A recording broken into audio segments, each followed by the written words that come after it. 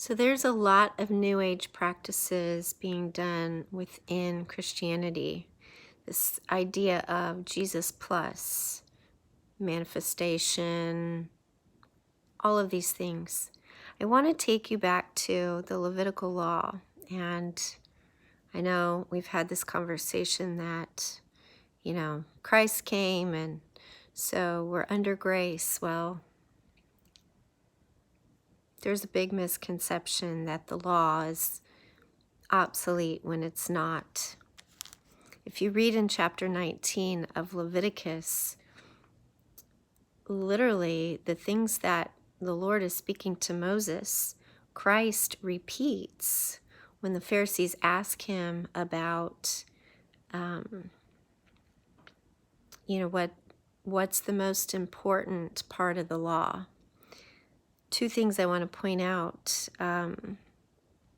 In the second verse, it says, "You shall be holy, for I, the Lord your God, am holy." Well, that's repeated in 1 Peter 1:16. And then if you come down to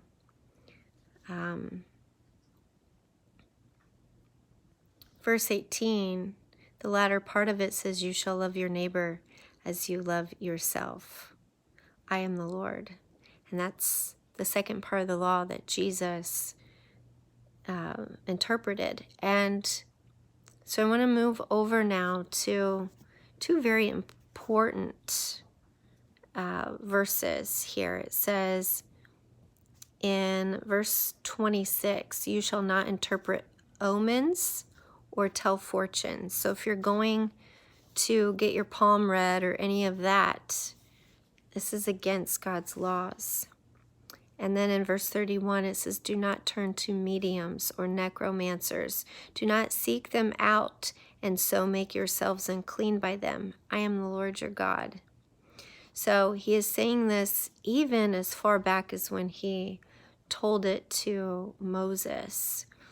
And he gave him the 10 Commandments, but in Leviticus chapter 19, he's really breaking them down. And so when you're going to do these things, you're actually going against God's laws. So you can't claim to be a Christian if you're adding those things in as an extra. I hope you find hope in your valley today. And if you're on a mountaintop, I pray that you remember who got you there. Stay blessed, friends. And remember, it's Christ and Christ alone.